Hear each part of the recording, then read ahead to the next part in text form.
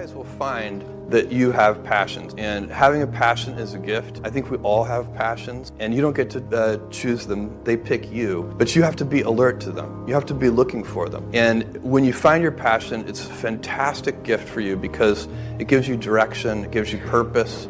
You can have a job, or you can have a career, or you can have a calling. And the best thing is to have a calling. And if you find your passion, you'll have that, and all your work won't feel like work to you. I got the idea to start Amazon 16 years ago. I came across the fact that web usage was growing at 2,300% per year. I had never seen or heard of anything that grew that fast.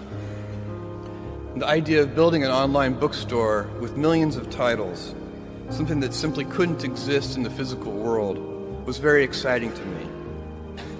I just turned 30 years old, and I'd been married for a year. I told my wife, Mackenzie, that I wanted to quit my job and go do this crazy thing that probably wouldn't work since most startups don't, and I wasn't sure what would happen after that. Mackenzie told me I should go for it. As a young boy, I'd been a garage inventor. I'd invented an automatic gate closer out of cement-filled tires, a solar cooker that didn't work very well out of an umbrella and aluminum foil. I'd always wanted to be an inventor, and she wanted me to follow my passion. I was working at a financial firm in New York City with a bunch of very smart people, and I had a brilliant boss I much admired. I went to my boss and told him I was going to start a company selling books on the internet.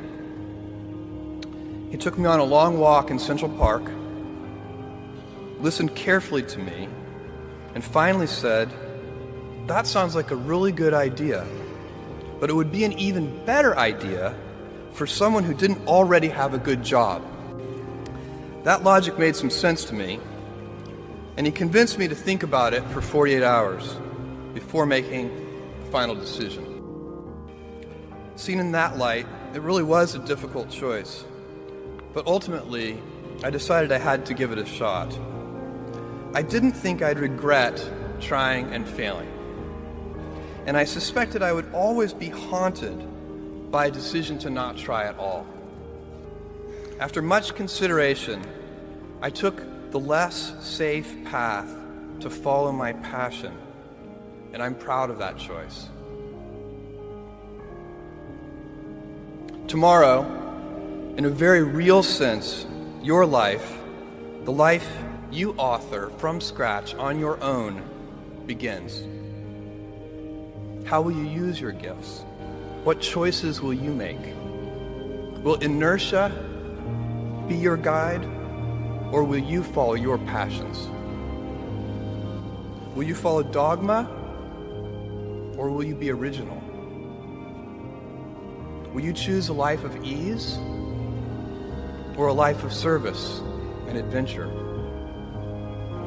Will you wilt under criticism, or will you follow your convictions?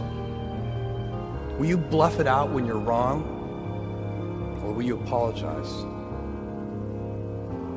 Will you guard your heart against rejection, or will you act when you fall in love? Will you play it safe, or will you be a little bit swashbuckling? When it's tough, will you give up, or will you be relentless? Will you be a cynic,